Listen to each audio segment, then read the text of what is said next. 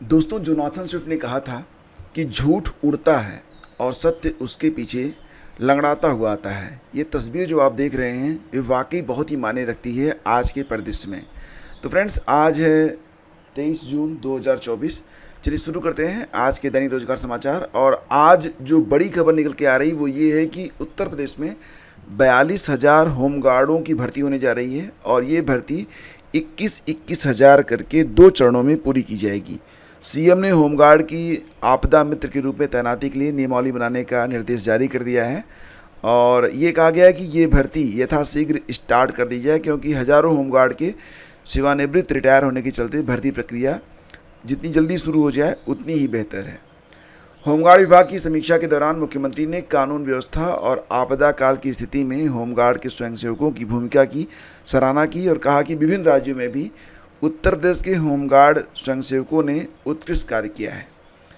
तो यहाँ पर होमगार्ड की भर्ती होने वाली है और ये भर्ती 2 चरणों में होगी और कुल मिला के 42,000 पदों को 21,000 करके 2 चरणों में भरा जाएगा। प्रक्रिया के लिए जो नियमावली बनेगी और जो चयन प्रक्रिया होगी, इस पर एक अलग से डेडिकेटेड वीडियो मैं अपलोड करूँगा। फिलहाल आज की खबर यही है, तो इसको यहीं पे रखते हैं। आगे बढ़ते हैं और देखो, बिहार विद्यालय परीक्षा समिति की ओर से एक बहुत ही इम्पोर्टेंट नोटिस आई हुई है। हालांकि ये नोटिस लगभग 20 घंटे पहले आई थी, तो आप तो यहाँ तक पहुँच ही चुके होंगे, आपको पता चल गया होगा, लेकिन कल इसके बारे में कोई अपडेट मैं डाल नहीं पाया था। हाँ, टेलीग्राम पर मैंने इसे तुरंत अपडेट कर दिया था। जो लोग हमारे टेलीग्राम से जुड़े हुए हैं उनको तुरंत ही अपडेट मिल जाती है। टेलीग्राम का लिंक वीडियो के डिस्क्रिप्शन में है, आप लोग भी जाकर अभी ज्वाइन हो जाएँ। तो बिहार विद्यालय विशिष्ट शिक्षक नियमावली 2023 के नियम 4 के परिप्रेक्ष्य में स्थानीय निकाय के शिक्षकों की सक्षमता परीक्षा द्वितीय के संबंध में आवश्यक सूचना। तो यहाँ पर क्या कहा जा रहा है कि दिनांक 26 जून से 28 जून तक दोनों पालियों में आयोजित होने वाली सक्षमता परीक्षा 2024 द्वितीय अपरिहार्य कारणवश स्थगित की जाती है। उक्त परीक्षा के आयोजन की तिथि बाद में प्रकाशित की जाएगी। तो ये एक लेटेस्ट अपडेट है। इसके बाद एनटीए के डीजी बर्खास्त कर दिए गए हैं। नीट में गड़बड़ियों की जांच सीबीआई को सौंप दी गई है। तो प्रदीप सिंह खरोला को अतिरिक्त जिम्मेदारी मिली हुई है। जैसा कि फ्रेंड्स आप लोग जानते हैं कि नीट यूजी और यूजीसी नेट में गड़बड़ियों पर विवाद के बीच केंद्र सरकार ने बड़ी कार्रवाई करते हुए शनिवार को एनटीए के जो महानिदेशक हैं सुबोध कुमार सिंह, उनको बर्खास्त कर दिया है और साथ ही साथ गड़बड़ियों की जो जाँच है वो सीबीआई को सौंप दी गई है।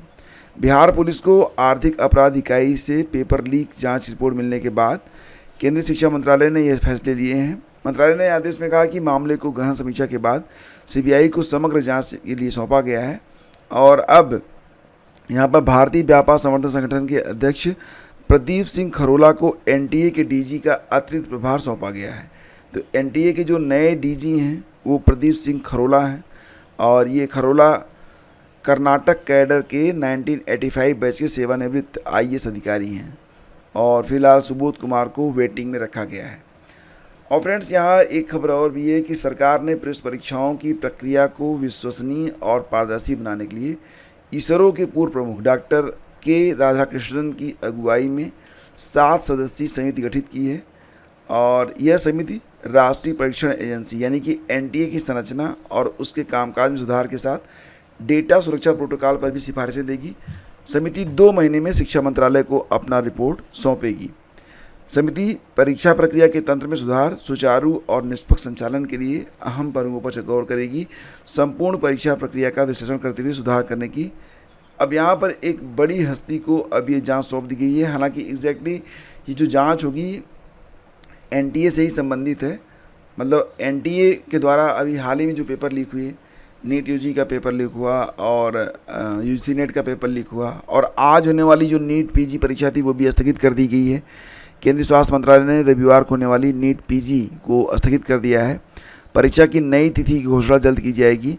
तो इन सभी स्थितियों को देखते हुए फिलहाल नीट पेपर लीक में झारखंड के देवघर से 6 आरोपी गिरफ्तार किए गए हैं। एक आरोपी ने कबूला रवि अत्री गैंग से मिला था प्रश्नपत्र और आंसर शीट। अब एक नाम बार बार सामने आ रहा है, चाहे वो यूपीपीएससी का आरओ हो, चाहे अब यहाँ पर भी आपने देखा बिहार शिक्षक भर्ती परीक्षा हो, तो रवि अत्री गैंग ये मतलब ऐसा नाम है जो कि बहुत ही हाईलाइटेड है।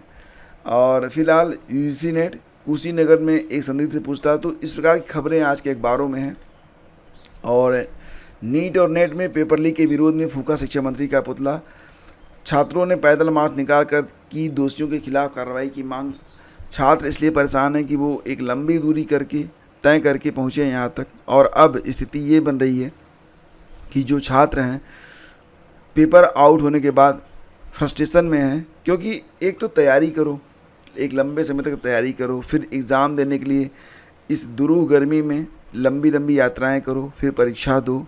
एक संतुष्टि का भाव मन में आ ही रहा होता है कि चलो पेपर ठीक हुआ, कि खबर आ जाती है कि पेपर लीक हो गया, और उसके बाद पता चलता है कि पेपर रद्द हो गया। तमाम ये मानसिक प्रताड़ना नहीं तो और क्या है।